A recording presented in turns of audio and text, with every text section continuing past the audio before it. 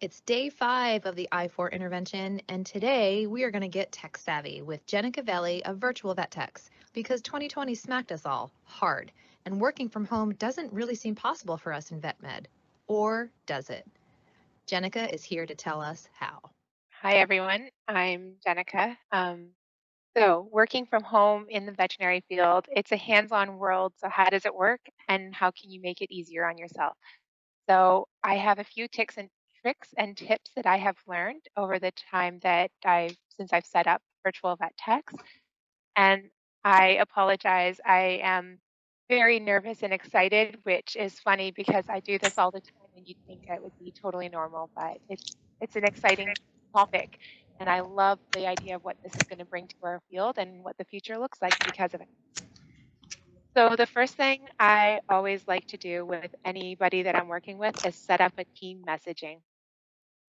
When you set up team messaging and you're communicating as a team, it's a lot easier to follow the conversation. So, for example, if I took a call and I have some questions about what needs to be done for this particular client, and then somebody else contacts me or calls in, and I take that call, and then now suddenly my subcontractor, Jose, who is an amazing RVT as well, and she gets that call. She's been following the conversation. She knows what the answers are. She can follow and just give the information without asking the questions again or chasing down the vet to figure out what the answer was.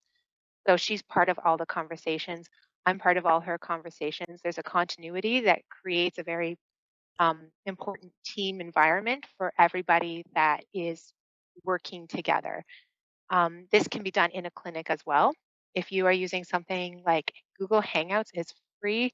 It works just like text messaging. You can set up a group chat so that everybody in the clinic is part of it. If you have questions for the vet, it does not mean they are disturbed during an appointment.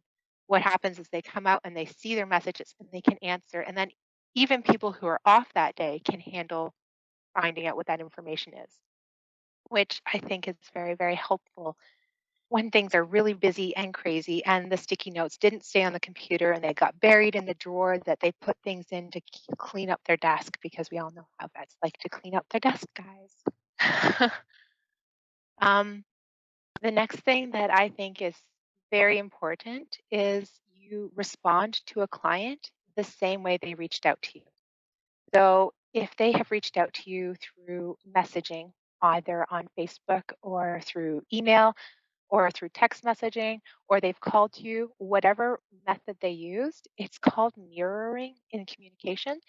You respond the same way they reached out. It shows right from the beginning that you are listening to them and respecting how they wanted to have that communication. And it sets your relationship up on a very positive note. Now, that's all very well, and you're going to text all these people, but we all know that texting a conversation can take a while and you can sit there staring and be like, oh, how do I word an answer to this very awkward question? Well, there is a way to do that. You can use templates. So on every phone I've ever had, you have something called quick buttons, or you can type in like NBR and this whole message pops up because of whatever shortcut that you've created in your phone. Set up templates in your phone for questions that you are regularly being asked and that you are regularly answering. These templates will allow you to consistently convey the same message to your clients all the time. This means that your clients are getting continuity with everybody they talk to and that there is no gaps in your communication. You're answering the same questions the same way for everybody. You can do this in your emails, especially if you're using Gmail or Outlook. You can set up templates in there. I love templates. They allow me to answer questions really quickly without checking in with the vet to make sure that's how they want it answered. On the phone, somebody asks you an awkward question, you're like, let me just put you on hold and check on that. And then you have to put them on hold, go find out the answer, and come back and let them know. With templates and emails and text messaging, you already have that set up. You can answer it, and you can come across as being very, very professional all the time. And I like it. Um, on that note, texting in your clinics. There are so many texting platforms. I don't actually recommend using it on one phone simply because in my experience, that means that one person is always stuck trying to answer text messages through their phone, and they might need a day off sometime. Um, or maybe they're sick, or something happens, they're on vacation, and now that phone has to go to somebody else, and that person's not used to checking it, so text messages aren't replied to as quickly. Or you're in a clinic and that person gets pulled away and they're busy, and suddenly their text messages are being ignored.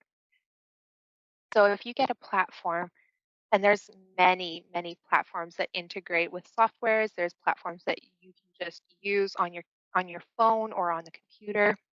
Then anybody can answer, anybody can follow the conversation, and everybody knows what's being said to the clients through text messaging. Um, when you set this up, demo it, talk to the people who are selling it, find out what the platform offers, how it works. Do you like it? Do the tech people in your clinic like it? Will people use it in your clinic? These are all very important questions. It's great having a platform that does all the bells and whistles, but if nobody uses it, it's a very expensive piece of software to have on your phone that does nothing. So make sure that you're comfortable with whatever you pick out. The next thing um, is consultations. Everybody talks about telemedicine. Telemedicine, broken down, is a conversation with your client that is not held in person. This can be over the phone. You can do telemedicine through text messaging or emails. They can send you videos, they can send you pictures through your email. Telemedicine is not only over Zoom chat or some other video platform. It is whatever method you use to have a conversation with a client that is not present with you in the clinic. Technically speaking, with curbside, that's all telemedicine, even though you have the pet with you. The conversation is still being held outside of the clinic, and everything is pretty much telemedicine right now. So the crazy thing is you're already doing it and you didn't even know. If you haven't instituted it and you aren't sure how, this is a great way to start. You just start continuing doing that and find something that works for you. Demo platforms, always demo platforms. Good ideas are they're good ideas, but if you aren't using it, it doesn't do more than just let you have a good idea in play that nobody's touching. Um, so get your staff involved. Ask them what they like about different setups. Ask them what they don't like about it. Um, Ask them to be involved in some of the demos and be like, hey, I've narrowed it down to these platforms that I like. Can you check it out over this period of time and see what you think about it? Because maybe they're going to pick apart some of the issues that you didn't even realize were issues. So always have your staff, your support people involved in picking the platforms that you're going to be asking them to use. You don't need everybody if you have a staff of 10 people, but you do need the people who are being expected to set it up involved. Um, and on that note, how do you introduce it to your clients? Well, first, you want to make sure everybody in your staff knows how to use the platform. They know what it does, when they're supposed to use it, how it's supposed to work, how much it's going to cost. They have all the answers, and you've used it behind the scenes for a little while before you introduce it to your clients so that it's not brand new to you. It's just brand new to your clients. And you want everybody in your staff to know how to use these things. As Alyssa and Caitlin were saying on Wednesday, you want to train the trainers, but then the trainers need to be able to train the trainees, and everybody needs to be connected and have the same information available to them so that everybody can be successful at using these platforms. And then the final thing is if your clients are having trouble with these platforms, have somebody who is really good at communicating, comfortable with the platforms, contact these clients, walk them through the setup if you are using a video platform or it's something other than a telephone or text messaging. If you are doing something that's a little bit different, you want to make sure that somebody is capable of walking through the setup with a client and making them comfortable with it and understand what's happening. Most platforms are really simple, and you also really want to make sure that their support people are available for you to ask questions to in case you're having trouble with the platform. Um, okay, and for fun, guys, your technicians, they are amazing. They have been training for years. They're registered, they're licensed, they're credentialed. They can help. Um, Give them things that they can do with your clients that they are great at. So if they are excelling at nutrition talks, you get telemedicine calls for their nutrition talks. You set it up and be like, okay, to have a nutrition talk with our amazing RVT. This is how much it's going to cost, and the appointment will be this long. And you can discuss all of your questions with them over the phone or through Zoom. These are great avenues for you to avoid um, bottlenecking at the clinic so that when you're in the practice, you're not talking about things that your RVTs can talk about in a separate area at a separate time. You're talking about the things that you do well. Like the vets, you guys have so much on your plate. Let the RVTs who are trained and talented and able to help you do some of the work for you in a separate area. Um, Depending on your different skill levels of your RVTs, you can do quality of life conversations. You can check up on your patients after surgery. You can talk about behavior. You can talk about how to perform nail trims. Like these are all things that we can do for you. Um, so that is my rapid fired setup for telemedicine. Now, I had reached out to some of my vet tech friends and said, when you're setting it up in a clinic, what are some things that you are concerned about setting it up? And she said, well, what do you do if it fails? Well, your technology, yes, it's connected to the internet, it's connected to power. There's a high probability that at some point it will fail. So, what do? You need to know, have a backup plan. So, if you do all your forms online and your internet is down and you can't access it, have some paper copies ready. If you are planning to do a Zoom call and your Zoom link is just not working for you, have their phone number ready and let them know that if the Zoom isn't working, you will call them on the phone. Well, what happens if your phone isn't working because you use a VoIP service and the internet is down? If you use VoIP service through your cell phone, you should be able to route it through your data plan on your cell phone and use that instead. If you're having issues with the platform and you don't know what's wrong, who do you call? Like, make sure you have that phone number available to you or know who to ask if that's not working. Have your resources ready or somebody who's comfortable with the resources and knows where to go and what to do accessible to you to ask those questions of. Um, and then the other thing she asked was, well, how do you tell vets that this can be very successful after the growing pain? That's a harder conversation. It really depends what your objection is to implementing different strategies. If you are concerned about how the implementation is going to take time away from already busy day when you're already overwhelmed and you don't know what you're going to be doing and like you're already running around like a chicken with your head cut off and now you want to learn a new platform, like it can be a little bit overwhelming. And remember that talk yesterday? It's time to slow down, take a breath. Not everything is an emergency. If you're working in an emergency clinic, okay, maybe that's true. Everything in the emergency clinic is an emergency. But when you're not working, stop working.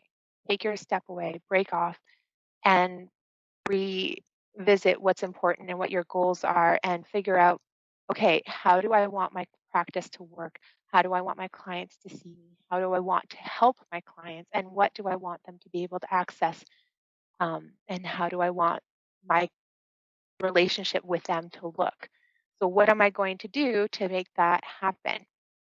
Get clear about how you want your practice to look and take some time to make some positive steps in that direction. Talk with your staff, figure out what their ideas are, what they're comfortable with, and then go from there. And it does not need to happen overnight. We're already we've already been in this for almost a year at this point. So you can take your time and breathe and find things that are going to work for you.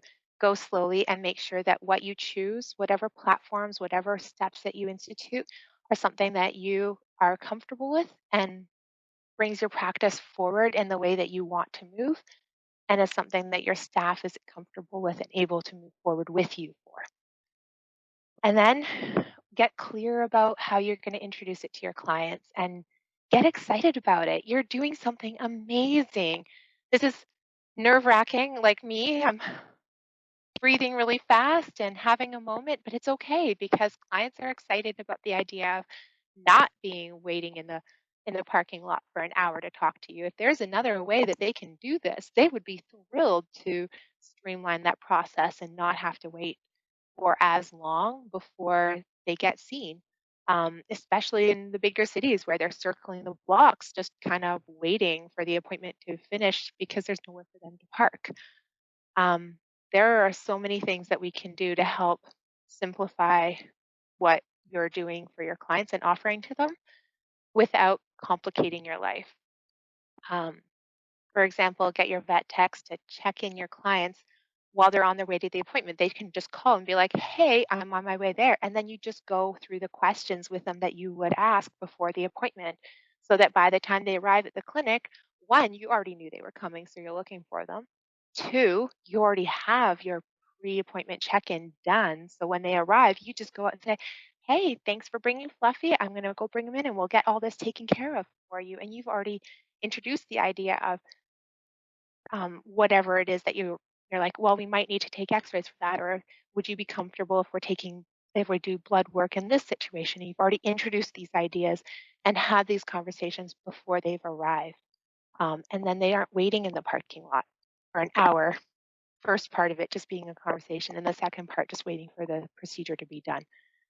This can be really busy, so it's a this is another really great area to use your technicians and have them call every appointment half an hour ahead of time and just check them in on their way to the clinic.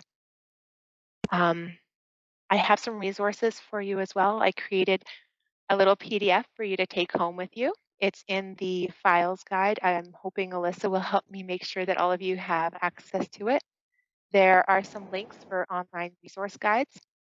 Both the AVMA and the CVMA have released guidelines with suggested platforms for you to check out. And there's this wonderful website called Virtual Vet Care Association, and she has a lot of links on there for you to check out and see if those will work for you. And it allows you to kind of compare platforms and look for exactly what you feel like is right for your practice and what you need. So I think that covers everything at rapid fire rate. I'm really sorry that I talked so fast. So if you have questions, let me know.